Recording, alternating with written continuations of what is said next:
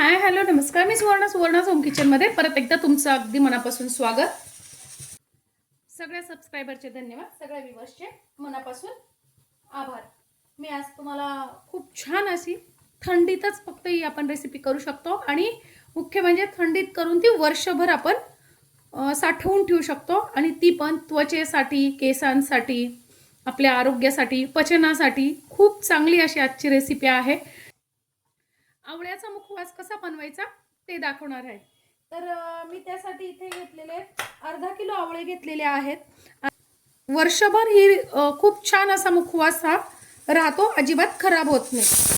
आवळे खाणं हे तब्येतीसाठी खूप चांगलं आहे. सगळ्यांनी आवळे खावे, लहान मुलांपासून मोठ्यांपर्यंत सगळ्यांनी आवळा खावा. हल्ली केसांची समस्या, स्किनची समस्या, पचनाची समस्या सगळ्यांसाठीच आवळा खूप गुणकारी आहे. आवळा बाजारात आणल्यानंतर सगळ्यात पहिल्यांदा स्वच्छ धुवून घ्यायचा आहे. धुवून आणि मुख्य म्हणजे कोरडा करून घ्यायचा आहे. आपल्याला ओलं नकोय. तर बघा, आवळा असा आपल्याला किसून घ्यायचा आहे. जाड किसणीने किसा शक्यतो, कारण वाळून तो बारीक होऊन जातो. बघा, या पद्धतीने मी सगळे आवळे किसून घेणार आहे. आता बघा, आवळा छान आपण किसून घेतलेले आहे. ब्या पूर्ण वेगळ्या करून घेतलेल्या आहेत. पाव चमचा घेतलेला आहे काळं मीठ, पाव चमचा घेतलेली आहे मिरेची पावडर घेतलेली मी आहे. आपले काळे मिरे असतात ना, त्याची पावडर घेतलेली आहे. तुम्ही इथे अख्खे पूर्ण मिरे घेतले 5-6 तरी चालतील. त्यानंतर मी इथे घेतलेली अर्धा चमचा जिरे, अर्धा चमचा घेतलेला आहे ओवा, अर्धा चमचा घेतलेला आहे हिंग आणि पाव चमचा घेतलेला आहे आपलं साधंच मीठ आणि काळं मीठ पाव चमचा, असं दोन्ही मिळून मी अर्धा चमचा घेतलेला आहे. त्यात टाकून घ्यायची आपल्याला 2 चमचे साखर, 2 ते 3 चमचे साखर आपल्याला टाकून घ्यायची आहे. आता हे छान मिक्सरमध्ये बारीक अशी पावडर करून घ्यायची आपल्याला.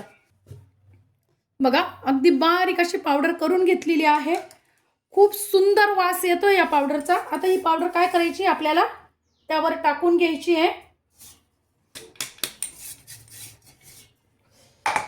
अप्रतिम असा मुखवास आपला घरीच स्वस्तात मस्त तयार होतो. बघा, सगळं घरातलंच सामान आपण वापरलेलं आहे, ते पण अगदी थोडं थोडं.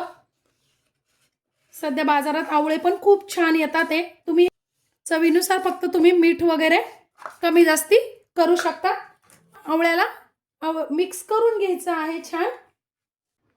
खूप सुंदर असा आपला मुखवास हा तयार होतो. रोजच्या जेवणानंतर जर तुम्ही हा मुखवास खाल्ला ना, तर तुमचे सगळे आजार नाहीसे होतील. आता हा असाच आपल्याला, जर तुमच्याकडे ऊन येत असेल तर तो 2 दिवस तुम्ही उन्हात अगदी कडकडीत कुरकुरीत होईपर्यंत वाळवून घ्यायचा आहे. आणि जर ऊन येत नसेल तुमच्याकडे तर तुम्ही घरातच सावलीत वाळवला तरी चालेल. फक्त 2 दिवसाच्या ऐवजी तुम्हाला 3 दिवस लागू शकतात, पण घरातही छान वाळला जातो. कुरकुरीत असा होईपर्यंत आपल्याला हा वाळवून घ्यायचा आहे.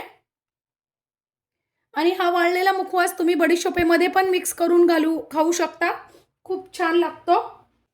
बघा, मस्त असा आपला मुखवास तयार आहे.